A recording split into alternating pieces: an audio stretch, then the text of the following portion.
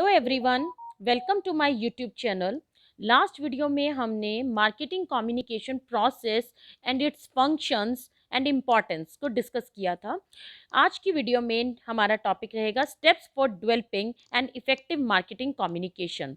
Effective marketing communication का मतलब क्या होता है? हमने मार्केटिंग कम्युनिकेशन प्रोसेस डिस्कस किया था, जिसमें आपको बताया गया था कि कम्युनिकेशन का मतलब होता है कि सेंडर अपने मैसेज को रिसीवर तक यानी कि टारगेट ऑडियंस तक सेंड करता है। इस ढंग से सेंड किया जाता है कि वो मैसेज रिसीवर को, टारगेट ऑडियंस को सेम उसी सेंस में समझ में आए जिस सेंस में सेंडर मैसेज को कन्वे करना चाहता है। वो था हमारे पास मार्केटिंग कम्युनिकेशन। अब हमारा जो कंसेप्ट है वो है effective marketing communication. It means कि जो मार्केटिंग कम्युनिकेशन है वो आपका इफेक्टिव कैसे रहता है, या हम मार्केटिंग कम्युनिकेशन को इफेक्टिव कैसे बना सकते हैं। बेसिकली मार्केटिंग कम्युनिकेशन हमारा इफेक्टिव तब माना जाता है जब जो मैसेज हम सेंड कर रहे हैं रिसीवर के ऊपर उस चीज़ का पॉजिटिव इम्पैक्ट पड़े। यानी कि जो मैसेज कन्वे किया जा रहा है रिसीवर की तरफ से, टारगेट ऑडियंस की तरफ से हमें पॉजिटिव रिस्पॉन्स मिलना चाहिए। चाहे आप जो मैसेज कन्वे कर रहे हैं वो आपका ऑरल भी हो सकता है, आपका रिटन भी हो सकता है। आप जैसे भी मैसेज को कन्वे करना चाहते हैं उसके उसका मेन पर्पस है कि उसका रिसीवर के ऊपर पॉजिटिव इम्पैक्ट पड़ना चाहिए। तो हम अपने मार्केटिंग कम्युनिकेशन को इफेक्टिव बनाने के लिए डिफरेंट स्टेप्स को फॉलो करते हैं, जो अब हम डिस्कस करेंगे। डिफरेंट स्टेप्स के अंदर हमारे पास है identify the target audience, determining communication objectives, designing the message, deciding the communication budget, decide on the promotion mix, select the communication channel, transmitting the message and measuring the result। जिसमें हमारे पास first step आता है identify target audience and their characteristics. It means जब भी message को convey किया जाता है तो सेंडर को सबसे पहले उस ऑडियंस को देखना पड़ता है कि वो ऑडियंस कौन सी है, यानी कि वो टारगेट ऑडियंस कौन सी है जिसे हम मैसेज को कन्वे करना चाहते हैं। बेसिकली जो टारगेट ऑडियंस है वो कोई एक इंडिविजुअल पर्सन भी हो सकता है और ग्रुप ऑफ पर्सन्स भी हो सकते हैं जिन्हें मैसेज कन्वे किया जाता है। Target audience is the group of persons who are most likely to purchase your product और सर्विसेज। यानी कि टारगेट ऑडियंस आपके पास वो ग्रुप ऑफ पीपल्स होते हैं जिन्हें हम मैसेज कन्वे कर रहे हैं, और वो पर्सन जो कि हमारे मैसेज को रिसीव करेंगे या वो पर्सन जो फ्यूचर में हमारे प्रोडक्ट को बाय करना चाहते हैं। It means potential customers. तो जो पोटेंशियल कस्टमर्स हैं या जो एट प्रेजेंट हमारे प्रोडक्ट को परचेज कर रहे हैं, करंट जो यूजर्स हैं या जो जनरल पब्लिक है, वो सब हमारे लिए टारगेट ऑडियंस के अंदर कवर अप होती है। तो जिस टाइम पर मैसेज को कन्वे किया जाता है हमें पहले टारगेट ऑडियंस की करेक्टरिस्टिक्स को फाइंड आउट करना चाहिए कि जो हमारी टारगेट ऑडियंस है उसके अंदर कौन कौन सी करेक्टरिस्टिक्स हैं। लाइक वो जो ऑडियंस है वो किस एज से बिलोंग करती है, वो मेल है और फीमेल है और किड्स हैं, वो किस तरह के टारगेट ऑडियंस है, उनका एजुकेशन लेवल कैसा है, उनका बिहेवियर कैसा है। ये सारी की सारी करेक्टरिस्टिक्स हमें ये बता देती हैं कि हमने जो मैसेज कन्वे करना है वो मैसेज हमें किस ढंग से कन्वे करना है। लाइक हम जो मैसेज कन्वे किया जा रहा है वो किड्स के लिए कन्वे कर रहे हैं, तो हमारी जो अपील होगी वो हमारी जो अपील होगी वो इमोशनल अपील हो जाती है कि हम किड्स को कन्विंस कर रहे हैं कि वो उस प्रोडक्ट को लाइक करें। जैसे हम ये देखते हैं कि अगर मान लीजिए, अगर मैं आपको ये कहती हूँ कि अगर हम किड्स को मैसेज कन्वे कर किड्स के लिए कोई भी ऐड देना चाहते हैं, किड्स के लिए कोई ऐसा प्रोडक्ट प्रोड्यूस किया गया है, तो उस प्रोडक्ट के लिए अगर हमने एडवर्टीजमेंट देनी है तो हमें ऐसे टाइमिंग्स पर ऐड देनी होगी जिन टाइमिंग्स पर किड्स टीवी को देखते हैं। यानी कि जो हम टीवी पर चैनल यूज़ करेंगे, जिस चैनल पर ऐड दी जाएगी उन चैनल्स को यूज़ करेंगे जो किड्स के लिए अप्रोप्रिएट हो। इट मीन्स कार्टून नेटवर्क्स ये जो चलाए जाते हैं उन कार्टून नेटवर्क्स के बीच में ऐड दी जाएगी ताकि ज़्यादा से ज़्यादा मैसेज उन किड्स तक पहुँच सके। अगर हम ऐसे टाइम पर मैसेज कन्वे कर रहे हैं किड्स के लिए जिस टाइम पर वो पर्सन जो किड्स हैं वो बिजी हैं या स्कूल गए हुए हैं, तो उन टाइमिंग्स पर उन्हें मैसेज कन्वे नहीं हो पाएगा। तो हमें जो मैसेज कन्वे करना है वो ऐसे टाइमिंग्स पर मैसेज कन्वे करना है जो कि अप्रोप्रिएट हो ऐसे टाइमिंग्स पर मैसेज कन्वे करना है जिससे हम मैक्सिमम टू मैक्सिमम ऑडियंस तक कन्वे कर सकें। इसी तरह हमें ये देखना है कि हमने जो मैसेज कन्वे करना है वो किस तरह का प्रोडक्ट है, उस प्रोडक्ट के अंदर फीचर्स क्या हैं, क्वालिटीज़ कैसी हैं, वो प्रोडक्ट कैसा है। वो प्रोडक्ट आपका टेक्निकल प्रोडक्ट है या कंज्यूमर गुड्स है। अगर वो टेक्निकल प्रोडक्ट है, इट मीन्स इंडस्ट्रियल गुड्स है, तो उस टाइम पर जो हम ऑडियंस के साथ कम्युनिकेट करते हैं, हमें कौन-सा प्रमोशन टूल यूज़ करना चाहिए, उस टाइम पे हमारे लिए बेटर रहता है कि पर्सनल सेलिंग को यूज़ किया जाए, ताकि हम फेस टू फेस कन्वर्सेशन करके उन ऑडियंस को प्रोडक्ट के बारे में इंफॉर्मेशन प्रोवाइड कर सकें, और अगर उनके कोई डाउट्स हैं या कोई क्वेरीज़ है तो उनको भी सॉल्व कर सकें। बट अगर जो गुड्स हैं वो कन्वीनियंस गुड्स हैं, कंज्यूमर गुड्स हैं, तो लाइक टूथपेस्ट हो गया आपके पास या शैम्पूज़ हैं, तो उस टाइम पर हमें जो मैसेज कन्वे करना है वो हमारी लार्ज ऑडियंस है, उस टाइम पर बेटर रहता है कि एडवर्टाइजमेंट के थ्रू मैसेज को कन्वे किया जाए। तो हमें ये देखना पड़ता है कि हमारी ऑडियंस कैसी है, लाइक उनका एजुकेशन लेवल कैसा है, वो लिटरेट पर्सन है, इलिटरेट पर्सन है। अगर वो पर्सन लिटरेट है तो आप रिटन में भी मैसेज कन्वे कर सकते हैं, लाइक आप न्यूज़पेपर में मैसेज को कन्वे कर सकते हैं। बट अगर वो पर्सन इलिटरेट है तो उनके लिए रिटन फॉर्म में मैसेज कन्वे करना इफेक्टिव नहीं रहेगा, उनके लिए हमें ऑरली मैसेज को कन्वे करना पड़ेगा। तो कहने का मतलब क्या है कि जब हमें मैसेज का कंटेंट या मैसेज हमें किस ढंग से कम्युनिकेट करना है या हमें मीडिया की सिलेक्शन कैसे करनी है, किसी भी चीज़ का डिसीजन अगर लेना है, तो उसके लिए हमें सबसे पहले हमारी टारगेट ऑडियंस कौन सी है उसे आइडेंटिफाई करना पड़ेगा, और उसके अंदर कौन कौन सी करेक्टरिस्टिक्स हैं उनको आइडेंटिफाई करना पड़ेगा। उस हिसाब से हम मैसेज को कन्वे करेंगे। नेक्स्ट सेकंड पॉइंट है आपके पास determining communication objective. First time जब टारगेट ऑडियंस के बारे में पता चल गया, यानी कि हमारी जो टारगेट ऑडियंस है उसे हमने आइडेंटिफाई कर लिया, नेक्स्ट स्टेप पर आता है कि वो जो टारगेट ऑडियंस है जिन्हें हमने फिक्स किया है, अब ये देखा जाएगा कि जो मैसेज कन्वे किया जा रहा है उस मैसेज को कम्युनिकेट करने का हमारा क्या ऑब्जेक्टिव है। मैंने आपको बताया कि जब भी हम मैसेज को कम्युनिकेट करते हैं तो उस टाइम पर उसके 3 ऑब्जेक्टिव्स होते हैं। या तो हम उसे इन्फॉर्म करना चाहते हैं, या हम उसे परसुएट करना चाहते हैं, या फिर हम उन्हें रिमाइंड करवाना चाहते हैं। यानी कि मेन 3 ऑब्जेक्टिव्स होते हैं। बेसिकली कम्युनिकेशन ऑब्जेक्टिव्स को डिटरमिन करते हुए हमें ये देखना है कि हमारा कम्युनिकेशन का ऑब्जेक्टिव क्या है। To inform, to persuade, to remind और टू रीइंफोर्स। यानी कि जैसा हमारा टारगेट होगा हम उस हिसाब से कम्युनिकेशन या प्रमोशनल टूल को हम यूज़ करते हैं। जैसा हमारा प्रोडक्ट का नेम है, प्रोडक्ट की नेचर है, प्रोडक्ट का प्राइस है, ये सारी इन्फॉर्मेशन हमें कस्टमर को बतानी पड़ती है। तो हमें सबसे पहले ये देखना है कि जो हमारी टारगेट ऑडियंस है वो कैसी है, और फिर हमने ये देखना है कि उस ऑडियंस तक हमने मैसेज को किस ढंग से कन्वे करना है या कम्युनिकेशन का हमारा ऑब्जेक्टिव क्या रहेगा।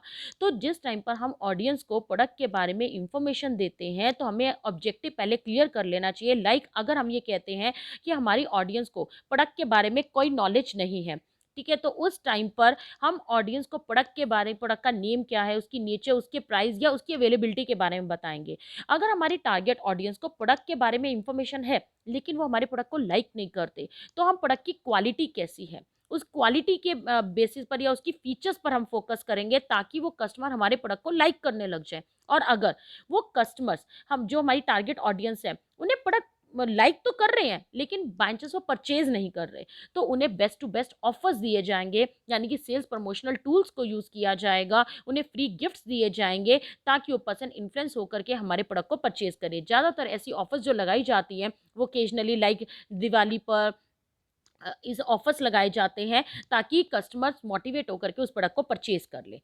ये था आपके पास second step. Next third step है आपके पास डिजाइनिंग द मैसेज। हमने फर्स्ट स्टेप के अंदर टारगेट ऑडियंस फिक्स की, सेकंड स्टेप के अंदर हमने ये देखा कि हमारा कम्युनिकेशन का मेन ऑब्जेक्टिव क्या है, उसके हिसाब से आप मैसेज को कन्वे करेंगे। थर्ड स्टेप में आपके पास आता है डिजाइनिंग द मैसेज, कि आप मैसेज को डिज़ाइन कैसे करेंगे। यानी कि इसके अंदर बेसिकली हमने जब जिस टाइम पर मैसेज को फॉर्मुलेट करना होता है, बेसिकली 4 प्रॉब्लम्स आती हैं जिन्हें सॉल्व करना ज़रूरी है, कि जो मैसेज हम कन्वे करना चाहते हैं वो मैसेज कंटेंट्स क्या होंगे, मैसेज का स्ट्रक्चर क्या होगा, मैसेज का फॉर्मेट और मैसेज सोर्स। इन 4 प्रॉब्लम्स को हमें इसके अंदर स्टडी करना पड़ता है, ताकि हमारा जो मैसेज है वो ज़्यादा से ज़्यादा इफेक्टिव बन सके। लाइक जिस टाइम पर मैसेज को कन्वे किया जाता है, उस टाइम पर आपने ये देखना है कि मैसेज कन्वे करते हुए हमने किस तरह के आइडिया को कन्वे करना है, या हमने अपील यूज़ करनी है तो कौन सी अपील यूज़ करनी है, रैशनल अपील यूज़ करनी है या इमोशनल अपील यूज़ करनी है। कि हमने जैसे पॉजिटिव या नेगेटिव हम जैसी चाहे वैसी अपील को यूज़ कर सकते हैं, वो डिपेंड करता है उस टाइम की सिचुएशन कैसी है या प्रोडक्ट कैसा है। हमने उसके हिसाब से, हमारी टारगेट ऑडियंस कैसी है, उस हिसाब से हम मैसेज को कन्वे करेंगे। जैसे अगर हम किसी के मन में डर पैदा करना चाहते हैं, यानी कि अगर उनके मन में एक डर लेकर के आ रहे हैं, तो वो जो अप्रोच होती है वो नेगेटिव अप्रोच मानी जाती है, यानी कि नेगेटिव वे से हम अपील यूज़ कर रहे हैं। यानी कि उनको ये जताया जा रहा है कि अगर आपके पास ये प्रोडक्ट नहीं होगा तो उससे आपको कौन-कौन से लॉस बियर करने पड़ेंगे। जैसे हम एलआईसी की बात करें तो उस टाइम पर जो एड्स दी जाती हैं, उसमें ज़्यादातर जो अपील यूज़ की जाती है वो एक नेगेटिव अपील को यूज़ किया जाता है, यानी कि उनके मन में एक डर पैदा किया जाता है कि अगर अगर किसी पर्सन के साथ कोई मिसहैपनिंग हो जाती है तो फ्यूचर में उसकी फैमिली के साथ कितना गलत हो सकता है, उन्हें फाइनेंशियली कितनी प्रॉब्लम फेस करनी पड़ सकती है। तो हम कहने का मतलब कि हम इस तरह की अपील्स को यूज़ कर सकते हैं। उसी के बेसिस पर ही इस मैसेज के अंदर हमें ये भी देखना पड़ता है कि जो मैसेज सोर्स होगा, यानी कि जो मैसेज कन्वे किया जाएगा, वो मैसेज सोर्स क्या रहेगा। यानी कि जो हम एड्स देते हैं उस टाइम पर हम कोई फ़िल्म स्टार्स को यूज़ कर रहे हैं, किसी मॉडल को यूज़ कर रहे हैं, उन्हें हम नाम देते हैं सोर्स का, यानी कि जो हमारे मैसेज को कन्वे करते हैं। तो यानी कि हमें मैसेज को कन्वे करते हुए मैसेज के अंदर हमने कौन से कंटेंट्स को यूज़ करना है, यानी कि व्हाट टू से, क्या मैसेज हमने देना है। हाउ टू से इट्स लॉजिकली, यानी कि उसका स्ट्रक्चर कैसा होगा। हाउ टू से इट सिंबॉलिकली, यानी कि उसका फॉर्मेट कैसा होगा कि वो देखने में अपीलिंग लगे, उसका फॉर्मेट कैसा होगा। और मैसेज सोर्स, यानी कि कौन पर्सन है जो कि उस मैसेज को कन्वे करेगा। इन सब के बारे में हमें डिज़ाइन करना पड़ता है, यानी कि मैसेज को फिक्स करते हुए हमें इन सारी की सारी 4 प्रॉब्लम्स को साथ लेकर के चलना पड़ता है कि जो मैसेज कन्वे किया जा रहा है उसके अंदर क्या मैसेज यानी कि क्या सजेशंस दी जाएंगी, क्या आइडियाज़ दिया जाएगा, उसका स्ट्रक्चर कैसा होगा या उसका फॉर्मेट कैसा होगा, उसका कलर कैसा होगा, उसकी हेडलाइंस, उसके अंदर जो वर्ड्स यूज़ हो रहे हैं, उसकी जो वॉइस होगी, यानी कि अगर ऑरल मैसेज कन्वे किया जा रहा है तो उसकी वॉइस या उसकी बॉडी लैंग्वेज कैसी होगी। ये सब कुछ हमें इस मैसेज के अंदर फिक्स करना पड़ता है। नेक्स्ट 4th स्टेप है आपके पास deciding the communication budget.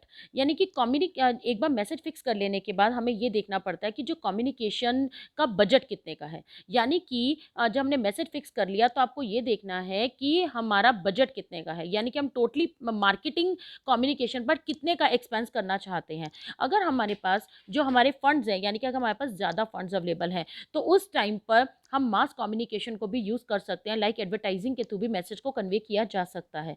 But अगर हमारे पास फंड्स की शॉर्टेज है तो मास कम्युनिकेशन, एडवर्टाइजिंग के थ्रू मैसेज कन्वे करना हमारे लिए काफ़ी एक्सपेंसिव रहता है। उस टाइम पर हमें किसके थ्रू मैसेज को कन्वे करना चाहिए? पर्सनल सेलिंग के थ्रू। जब हमारी जो ऑडियंस है वो कम होगी तो उस टाइम पर जो हमें मैसेज कन्वे करना है वो हम पर्सनल सेलिंग को यूज़ करते हैं। तो बजट फिक्स करने के लिए हमारे पास 4 मेथड्स होते हैं। आपके पास affordable method, percentage of sales method, competitive parity method, objective and task method.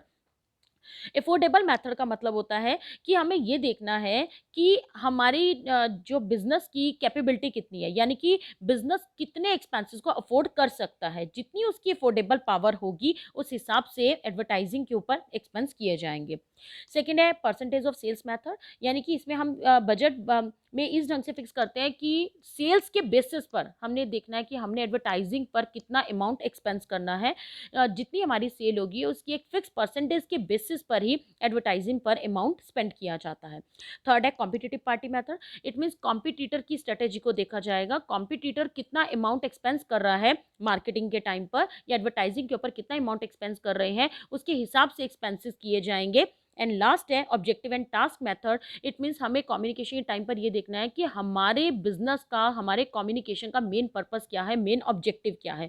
उस ऑब्जेक्टिव को पूरा करने के लिए हमें कितना एक्सपेंस करना पड़ेगा, उसी हिसाब से हम एक्सपेंसेस करेंगे कि उतनी रिक्वायरमेंट जितनी कि जिससे कि हम अपने ऑब्जेक्टिव को टाइमली अचीव कर सकें, उस हिसाब से हम बजट को फिक्स करते हैं। तो जैसा हमारा बजट होगा उस हिसाब से हम उस हिसाब से हम देखेंगे कि हमने कितना एक्सपेंस करना है, यानी कि एडवर्टाइजिंग के ऊपर कितने एक्सपेंसेस करने हैं। नेक्स्ट स्टेप है आपके पास deciding the appropriate communication. Deciding the appropriate communication mix का मतलब है कि जब हमने मैसेज को कम्युनिकेट करना होता है, तो मैसेज को कम्युनिकेट करने के हमारे पास बहुत सारे टूल्स अवेलेबल हैं, like advertising, personal selling, sales promotion, public relation, direct marketing. Advertising की अगर हम, हर एक के अपने पॉजिटिव नेगेटिव पॉइंट्स हैं। लाइक एडवर्टाइजिंग की अगर बात की जाए तो वो एक पेड फॉर्म होती है, और साथ के साथ वो नॉन पर्सनल प्रेजेंटेशन है, और आइडेंटिफाइड स्पॉन्सर के थ्रू मैसेज को कन्वे किया जाता है। पर्सनल सेलिंग के अंदर हम मैसेज को डायरेक्टली कम्युनिकेट करते हैं, यानी कि फेस टू फेस कम्युनिकेशन किया जाता है। सेल्स प्रमोशन के अंदर हम कई तरह के शॉर्ट टर्म इंसेंटिव्स प्रोवाइड करते हैं, ताकि कस्टमर इंकरेज हो और हमारे प्रोडक्ट की सेल इंक्रीज हो जाए। पब्लिसिटी या पब्लिक रिलेशंस की बात की जाए तो उसमें हमारे हमारे जो अदर जो पार्टीज हैं, लाइक पब्लिक है, उनके साथ गुड रिलेशनशिप बिल्डअप किए जाते हैं। एंड लास्ट आपके पास डायरेक्ट मार्केटिंग, जिसमें हम इमीडिएटली रिस्पॉन्स के लिए यानी कि इस तरह की मार्केटिंग है जिसमें डायरेक्टली कम्युनिकेट किया जाता है और साथ के साथ फीडबैक भी मिल जाती है। तो हमारे पास इतने सारे जो कम्युनिकेशन मिक्स है, बिजनेस जो आपके पास कम्युनिकेटर है, या जो आपके पास सेंडर है, उसे ये देखना पड़ता है कि इनमें से उसने कौन से कम्युनिकेशन मिक्स को यूज़ करना है, या अगर कई तरह के कम्युनिकेशन मिक्स को यूज़ किया जाएगा, यानी कि सिर्फ अगर हम सिर्फ एक कम्युनिकेशन टूल को अगर यूज़ करते हैं तो उससे हम अपने टारगेट को अचीव नहीं कर पाएंगे। अगर हम मान लीजिए कि हमें कई तरह के टूल्स को यूज़ करना है, तो हमें ये देखना पड़ता है कि हमें कितने कौन कौन से टूल्स को यूज़ करना है। लाइक हमें एडवर्टाइजिंग देनी है, साथ में हमने पर्सनल सेलिंग देनी है, या एडवर्टाइजिंग के साथ हमने सेल प्रमोशन एफर्ट्स को यूज़ करना है। तो ये सब कुछ हम किसके बेसिस पर फिक्स करते हैं? ऑडियंस के हिसाब से, कि हमारी ऑडियंस कैसी है, उसकी फीचर्स कैसी है, हमारे पास फाइनेंस कितना अवेलेबल है, या उसका ऑर्गेनाइजेशन का स्ट्रक्चर कैसा है, मार्केट कैसी है। इन सब को हमें माइंड में रखना पड़ेगा, तभी उस हिसाब से ही हम अप्रोप्रिएट कम्युनिकेशन मिक्स को फिक्स करते हैं। नेक्स्ट है आपके पास deciding the channel. Deciding the channel का मतलब होता है कि जब हमने अप्रोप्रिएट कम्युनिकेशन मिक्स को फिक्स कर लिया, तो नेक्स्ट हमें चैनल फिक्स करना है। इट मीन्स कि जो बेसिकली मार्केटिंग चैनल को सेलेक्ट करना ईजी नहीं होता। मार्केटिंग चैनल का या मीडिया चैनल का मतलब होता है कि वो मीडिया जिसके थ्रू हम मैसेज को कन्वे करना चाहते हैं। A media channel refers to the specific medium by which an advertiser's message is conveyed to its intended audience. It means जो चैनल होता है, चैनल का मतलब है कि जिस मीडिया के थ्रू आप मैसेज को कन्वे करना चाहते हैं। चैनल आपके काफ़ी टाइम से चलते आ रहे हैं, लाइक आपके पास ट्रेडिशनल चैनल्स की बात की जाए तो न्यूज़पेपर्स, मैगजीन के थ्रू भी आप मैसेज कन्वे करते थे। लेकिन आज के टाइम की अगर बात की जाए तो मॉडर्न चैनल्स कई तरह के यूज़ किए जाते हैं, लाइक वेब पेजेस के थ्रू, या सोशल नेटवर्किंग के थ्रू, मोबाइल फोन्स के थ्रू भी आप मैसेज को कन्वे कर सकते हैं। तो डिसाइडिंग द चैनल का मतलब है कि हम जो मैसेज कन्वे करते हैं, वो उसके लिए हमने कौन से मीडिया को यूज़ करना है। अगेन मीडिया की सिलेक्शन करने के लिए हमें देखना पड़ेगा हमारा प्रोडक्ट किस टाइप का है, या हमारी टारगेट ऑडियंस की नेचर कैसी है, जिस चैनल के थ्रू हम मैसेज को कन्वे करना चाहते हैं उस चैनल की कॉस्ट क्या है, हमारे पास फाइनेंस कितना अवेलेबल है, गवर्नमेंट के रूल्स एंड रेगुलेशंस क्या है, उनकी पॉलिसीज़ क्या क्या है, या कॉम्पिटिटर किस तरह के चैनल को यूज़ कर रहा है, किस तरह के मीडिया को यूज़ कर रहा है। इन सारे के सारे फैक्टर्स को स्टडी करके ही हम ये डिसाइड कर सकते हैं कि हमारे बिजनेस के लिए अप्रोप्रिएट चैनल कौन सा रहेगा। उसी हिसाब से आप कम्युनिकेट करेंगे। नेक्स्ट सेवंथ स्टेप है आपके पास ट्रांसमिटिंग द मैसेज। जब मीडिया की सिलेक्शन कर ली गई, सारे स्टेप्स कंप्लीट हो गए, देन जो मैसेज हमने इनकोड किया था उसे हम सिलेक्टेड मीडिया के थ्रू सिलेक्टेड टाइमिंग्स पर हम टारगेट ऑडियंस के पास मैसेज को कम्युनिकेट कर देते हैं। इसमें मेनली हमें यह ध्यान रखना है कि जो हमने मैसेज को इनकोड किया है, जिन टाइमिंग्स पर डिसाइड किया गया था, उन्हीं टाइमिंग्स पर मैसेज को कम्युनिकेट किया जाए, और ध्यान रखा जाए कि किसी भी तरह की कोई नॉइस नहीं होनी चाहिए, किसी भी तरह की कोई भी बैरियर्स आपके पास एराइज नहीं होनी चाहिए। तो इस ढंग से आपने मैसेज को ट्रांसमिट करना है। एंड लास्ट पॉइंट है मेजरिंग द रिजल्ट। सारे स्टेप्स को कंप्लीट करने के बाद जब हमने एडवर्टाइजिंग को लॉन्च कर दिया, यानी कि जो भी आप मैसेज को इनकोड करना चाहते थे, आपने वो मैसेज कम्युनिकेट कर दिया, लास्ट स्टेप में हमें ये देखना पड़ता है कि जो हमने कम्युनिकेट किया उसका रिस्पॉन्स कैसा रहा, यानी कि उसकी फीडबैक को चेक किया जाए, वो कितना इफेक्टिव रहा, उसको वो टारगेट ऑडियंस को हमारा मैसेज उसी सेंस में समझ में आया है जिस सेंस में हम मैसेज को कन्वे करना चाहते थे। हमें उसकी इफेक्टिवनेस को भी चेक करना है कि जो हमने एडवर्टीजमेंट दी है, क्या उसके ऊपर जो हमने एक्सपेंस किए हैं वो हमारे वेस्ट तो नहीं गए, क्या उसके ऊपर जो हमारा जो एक्सपेंस किया गया, यानी कि वो अप्रोप्रिएट था या नहीं था, यानी कि हमारा यानी कि जो पैसा जो भी हम मनी इन्वेस्ट कर रहे हैं वो हमारे लिए उसका उसका इफ़ेक्ट क्या रहा है, यानी कि हमें कस्टमर्स की, हमें टारगेट ऑडियंस की रिस्पॉन्स को चेक करना है कि उनके ऊपर पॉजिटिव रिस्पॉन्स मिला, यानी कि उनके ऊपर पॉजिटिव इम्पैक्ट पड़ा या नहीं पड़ा। अगर मान लीजिए हमें ऐसा लगता है कि जो हमने मैसेज कन्वे किया उसका कस्टमर के ऊपर पॉजिटिव इम्पैक्ट नहीं पड़ा, तो हमें उसके अंदर दोबारा से उसके अंदर कुछ ना कुछ चेंजेस करने पड़ते हैं, एडवर्टीजमेंट के अंदर, उसके स्ट्रक्चर के अंदर या उसके सोर्सेज के अंदर हमें कुछ ना कुछ चेंजेस करने पड़ सकते हैं, जो कि एक टेक्निकल वर्क है, जिसे आपको केयरफुली चेक करना है, यानी कि उसकी इफेक्टिवनेस को चेक करना है कि जो हमने टारगेट फिक्स किया था और एक्चुअल में जो रिजल्ट्स आए हैं, क्या हमारे सेम आए हैं, क्या हमने जो एडवर्टीजमेंट दी वो इफेक्टिव रही, उसको प्रॉपरली चेक किया जाएगा। और उसके बाद ही हम ये कह सकते हैं कि अगर कस्टमर सेटिस्फाई रहता है और उनकी हमें पॉजिटिव फीडबैक मिलती है, देन हम ये कह सकते हैं कि जो हमारा मार्केटिंग कम्युनिकेशन है वो इफेक्टिव रहा। ये था आपके पास प्रोसेस, यानी कि हम अपने मार्केटिंग कम्युनिकेशन को इफेक्टिव कैसे बना सकते हैं। थैंक्स।